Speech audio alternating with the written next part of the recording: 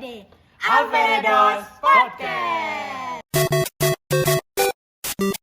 Halo semuanya, selamat datang di APD Alfredos Podcast. Nah, pada kesempatan kali ini aku Cynthia dengan aku Kana, dengan aku Andre. Nah, kami merupakan keluarga Alfer, keluarga kelas 10A.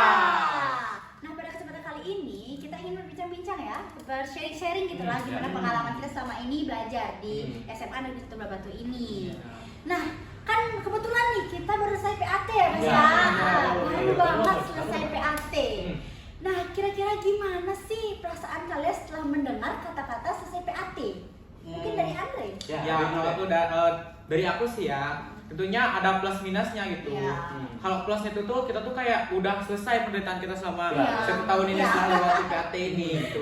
Nah, tapi sayangnya di minusnya itu kita harus kembali mengerjakan remedialnya demi nilai-nilai kita.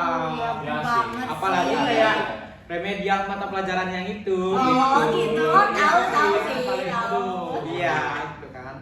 Aduh, masalah PAT berakhir lagi nih ya. Aku jujur aja agak ada yang membekas gitu dalam hati aku, kayak perasaan sedih gitu ya. Karena kayak gimana ya? Ini PAT terakhir kan? Otomatis PAT terakhir di angkatan kita ini, yaitu warga kelas 10A nih. Gitu kan? Jadinya ini PAT terakhir yang benar-benar kayak ya ampun, ternyata udah 1 tahun ya, gitu. Kayak gak nyangka Bener-bener nyangka ya. Kayak wah gitu. Tapi aku nih juga yang bikin membekas gitu ya, karena ada satu quotes nih. Yang dimana bilang kayak gini, raganya doang yang hilang, tapi kenangannya masih gitu. Aduh, menyentuh hati iya gitu kan, kan. bener banget kayak yang bikin aku nyes gitu. Aduh, tapi dengan kita berpisah ini ya, kan kita ntar di kelas 11 ada penjurusan lagi karena kurikulum merdeka kan ya. Kurikulum merdeka ntar kita bisa milih di paket-paket yang emang benar-benar udah dicampur semua gitu. Nah, tapi dengan adanya perpisahan ini tuh kayak aku harap ya dengan perpisahan yang Alfredos jalani ini ya nantinya itu bisa membuat mereka jadi orang sukses lah ya ke depannya. Sesuai dengan passionnya mereka di bidang itu gitu. Nah, jadi kan itu nih ya yang menyebabkan kita harus berpisah nih Iya. dari 10A ini, yakni karena kita sedang menjalani kurikulum merdeka. Nah, yang mana di kurikulum merdeka ini kita tuh dibebaskan nih untuk milih mata pelajaran sesuai yang kita minati serta kita bakati gitu. Nah, tentunya minat dan bakat kita tuh berbeda-beda Iya. ya. Iya, pasti dong. orang sama ya kan. Nah, jadi di kurikulum merdeka ini sudah dipisah-pisah nih teman-teman. Sudah ada paket 1, 2, dan 3 dan seterusnya. Nah, di setiap paket itu maknanya berbeda-beda. Jadi kalian udah bebas nih mau pilih paket 1, paket 2, atau paket 3. Nah, itu sesuai dengan minat dan bakat kalian. Aduh, keren sih. Iya. Betul. Ngomong-ngomong masalah nih, kata merdeka dalam kurikulum merdeka. Kira-kira kalian punya nggak sih, misalnya kan kita udah merdeka nih ya, Indonesia ya, udah merdeka. Kalian kira-kira punya nggak sih role model ataupun pahlawan kemerdekaan? Pasti dong, pasti dong. Yang memotivasi kalian gitu Pasti dalam dong. kehidupan. Kira-kira ada nggak sih, Andre? Kalau dari aku sih ya pastinya yang jadi role model aku nih ya dalam kehidupan sehari-hari itu tuh yakni Bapak Presiden pertama kita. Siapa lagi dong kalau bukan I.R. Soekarno ya. Nah, dikarenakan beliau itu tuh telah menerapkan jiwa-jiwa semangat Pancasila dalam kesehariannya. Jadi itu nih yang buat aku termotivasi dalam kehidupan sehari-hari gitu. Apalagi ketika beliau itu tuh bisa mengayomi negara kita ya, negara tercinta ini gitu kan. Nah, jadi itu nih yang buat aku termotivasi, apalagi kayak kita tuh bisa menerapkan sikap-sikap beliau dalam kehidupan sehari-hari gitu. Jadi kayak kita itu tuh bisa untuk kita gunakan dalam kegiatan proyek juga, misalnya misalnya aku nih ya, kan aku pemimpin kelompok nih ya, jadi aku kayak memosisikan diri aku sebagai penengah di antara yang lainnya gitu. Keren. Gitu aja sharing Iya sih. ya. Keren sih. Terus juga kebetulan ya, beliau kan lahir tanggal 6 Juni. Kebetulan juga kita lagi upload video ini pas banget di bulan Bung Karno kan. Wah, keren banget sih. Tapi aku juga kayak bangga gitu ya menjadi generasi pertama yang bisa nyobain kurikulum merdeka nih ya kan. Kayak bener-bener wow banget gitu, bisa menjadi generasi pertama. Apalagi kayak sekarang kita tahu nih ya, di dalam kurikulum merdeka ini ada project nih, project P5. Iya Ya kan? Nah, di Blasman juga ada project P5 nih guys. Apa Nah, tuh? tema-temanya itu akan pertama nih dijelaskan oleh Kana. Nah, yang pertama itu ada kearifan lokal. Nah, kearifan lokal ini mengajarkan kita bagaimana cara menghargai budaya-budaya yang ada di sini nih. Nah, tentunya budaya di sini itu kan nggak ada cuma satu ya, ada banyak nih. Setiap daerah itu beda-beda. Nah, di kurikulum Merdeka ini kita diajarkan untuk mempelajari setiap budaya-budaya tersebut. Nah, jadi kita tahu bahwa ada budaya yang berbeda nih. Ya. Sama ya. Nah, jadi dengan cara itu kita bisa menumbuhkan rasa toleransi dan juga rasa menghargai Iya, oke. di setiap budaya itu, guys. Nah, itu dia. Nah, for information juga ya. Nah, selain Oke. kearifan lokal, itu tuh ada lagi nih tema kedua kita yakni kewirausahaan. Wow. Nah, jadi di tema ini tuh kita tuh diajarkan untuk mengenal dunia usaha sedari dini. Nah, contohnya tuh nih ya, apalagi saat itu tuh kan sekolah kita tercinta nih, SMA Negeri 1 Belah Batu sedang berulang tahun yang ke-20. Nah, kita kan juga ikut berpartisipasi kan dalam memeriahkannya dengan memamerkan hasil karya proyek kewirausahaan ini gitu. Jadi kayak di sini tuh kita belajar mulai dari kerjasama tim, kemudian kita juga belajar untuk memasarkan produk kita kepada masyarakat, sehingga apabila di suatu saat nanti kita terjun ke dunia usaha, kita sudah memiliki nih dasar-dasar dalam kewirausahaan itu. Oke. Kalau kayaknya masih ada nggak sih lagi satu? Ada nggak sih? Yaitu tentang temanya itu gaya hidup berkelanjutan nih guys ya. Gaya hidup berkelanjutan ini bukan mengajarkan kita sebagai entar kalau saya kehidupan kedepannya itu kita gaya-gayaan gitu. Hedon, Bukan hedon. hedon.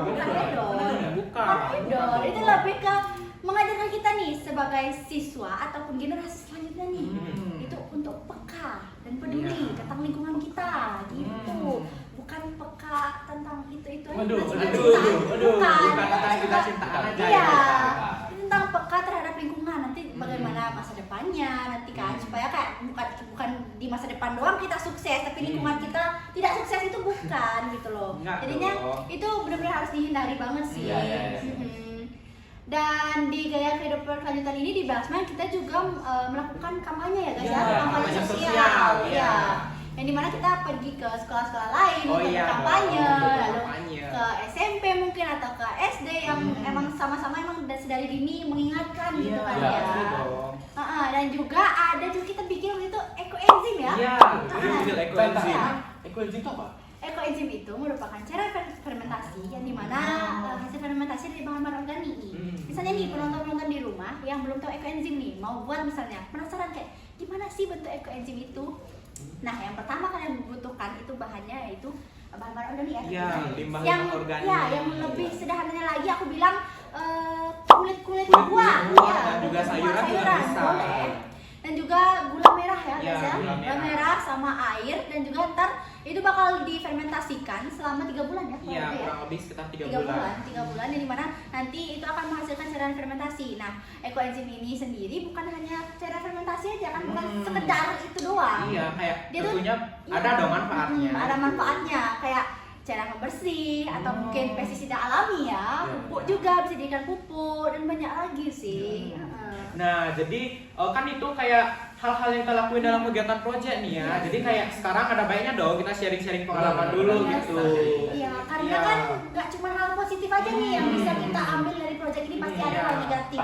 Ya, boleh sih, boleh di-sharing sih. Oke, kalau misalnya dari aku sendiri nih ya, pastinya kayak ada plus minusnya nih. Kalau misalnya plusnya, aku tuh dapat kumpul bareng teman-teman aku yang sefrekuensi banget gitu. Benar-benar. Jadi kayak tentunya dalam kegiatan proyek ini tuh kayak lebih mudah untuk dilakukan. Nah, tapi sayangnya nih ya, minusnya itu tuh kayak pasti terjadi miskomunikasi gitu. Apalagi kayak ada yang lebih sibuk lah, inilah itulah gitu. Itulah yang bikin kayak rada gimana gitu dalam kegiatan proyek ini. Itu sih ya berdasarkan pengalamannya aku alami selama ini. Kalau menurutmu gimana kan? Nah, kalau aku itu ada nih yang menurutku lumayan sering lah terjadi itu ada yang mencoba bentur, terus jarak yang ditempuh itu jauh, waktu yang terus ada perbedaan pendapat. Nah, nanti dari ketiga masalah itu yang paling sering tuh perbedaan pendapat tuh pasti sering terjadi. Benar. Iya. Pasti banget apalagi kelompokku itu cowok semua. Aduh, bisa ngebayangin. Pantas sih. Pada egois kan? Iya. Ada penengah. Nah, walaupun itu terjadi kita harus hadapin dong marah-marah kelompok. Kalau misalnya kita ngadepin, kita harus solid. Iya. Bareng-bareng. Iya. Bener kan? Frekuensi kan?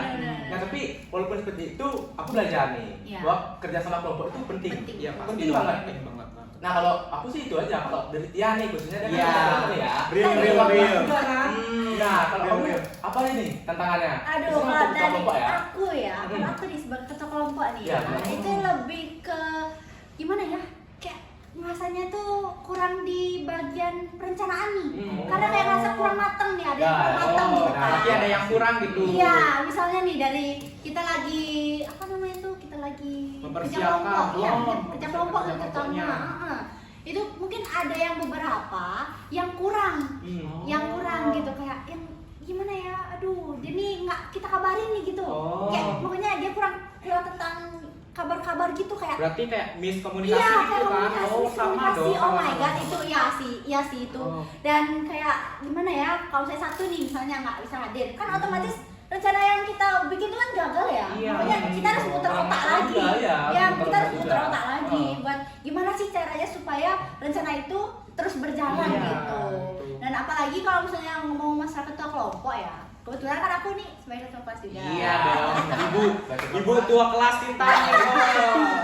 Iya. Iya. Dan aku ngerasa ada perbedaan juga sih. Kalau saya di ketua kelas nih ya, kita kan ngurusinnya banyak ya. Iya, Kan? pastinya Banyak. dong. Iya. Iya. Dan kayak di kelompok ini tuh ya lebih sedikit lah ya. Iya. Masih bisa lah. Masih bisa untuk Masalah-masalahnya, ditangani gitu iya, kan. ditangani. Iya. Kalau misalnya masalah kelas nih, kayak menurut aku kurang aja gitu kayak.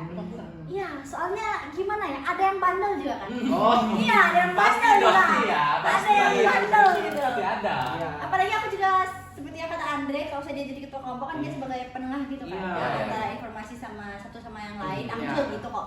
Dalam informasi-informasi sekolah gitu misalnya, kalau saya aku sedikit aja telat, mungkin pasti udah di demo gitu. Iya, pasti. Udah kayak bener udah wow banget gitu. Nah, dalam hal project juga nih ya, balik lagi ke project, aku bersyukur sih punya kelompok kayak mereka karena kayak ya aku emang orangnya mungkin kurang sabaran gitu ya. Cuman Jadi tuh ayah ya? iya. Iya. Jadinya kayak teman-temanku tuh berusaha ya gini lah, ngertiin lah. Iya, biar kayak sefrekuensi gitu. Ya, jadi sefrekuensi, jadi kayak solid aja mereka ya. Cuman kurangnya di miskomunikasi aja sih. Sumpah kayak bener-bener ya kurang lah gitu. Ya, kurang lah ya. Iya. Nah, kayak dari hasil sharing-sharing kita tadi itu kayak hampir sama semua ya pengalaman kita ya. Iya. Kayak mulai dari keceriaannya, kemudian keseruannya, kerja sama timnya, dan masih banyak lagi. Nah, dan tanpa kita sadari ternyata hal itu nih yang kayak mempererat hubungan kita. Apalagi kayak dalam satu ruang lingkup yakni kelas 10A gitu ya kan. Jadi kayak setelah yang tadi tuh ya, nah aku nih pengen nanya dong kira-kira menurut Kana tuh kayak apa sih yang dapat kita petik dari kita ambil sharing-sharing kita sharing-sharing tadi tuh gitu. Dan bisa kita petik itu kurikulum merdeka itu mengajarkan kita bahwa Pancasila itu bisa diterapin di kehidupan sehari-hari. Apalagi di lingkungan sekolah juga bisa diterapin kan. Iya. Nah, di kurikulum merdeka ini kita bisa mengeksplor hal-hal baru yang mungkin kita tidak tahu kan? Iya. Nah, benar kan? Iya.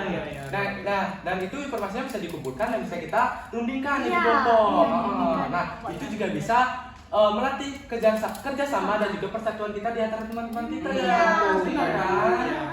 Dan ternyata nih ya, dengan hadirnya eksplorasi tersebut kita kayak dapat meningkatkan pendidikan kita untuk Benar, kedepannya, benar. terutama kayak dalam segi mata pelajaran ya. Iya. Kita mulai bisa belajar menyusun makalah, Iya. kemudian proposal, Iya. poster dan masih banyak lagi. Dan tentunya itu tuh kayak sangat bermanfaat banget dong, apalagi di Banget. perkuliahan gitu kan. Apalagi ntar di dunia perkuliahan juga kan teman-temannya pada beda-beda juga kan. Iya, Bukan yang iya. kayak kalau saya di SMA kita masih bisa melihat kayak oh ternyata gini sifatnya dia ada yang sama lah dikit sama aku. Iya, Kalau saya di kuliah kayak kan mungkin udah beda. dewasa ya. Beda. Dewasa. Karena kan ada bahkan kata yang mengatakan bahwa masa SMA itu masa terindah dalam Iya, hidup. benar. Real kan, real kan. Iya. Jadi kayak kita tuh harus bisa manfaatin masa SMA kita dengan Iya, baik gitu. Bener sih, karena mungkin pasti ini perpisahan ya, perpisahan Iya. yang benar-benar membekas banget. Real perpisahan. sih. Iya, mudah-mudahan jadi perpisahan yang terindah ya guys ya. Mudah-mudahan ya, mudah-mudahan. Iya, dan sebelum kita akhiri videonya nih ya, Iya. sebelum kita akhiri videonya,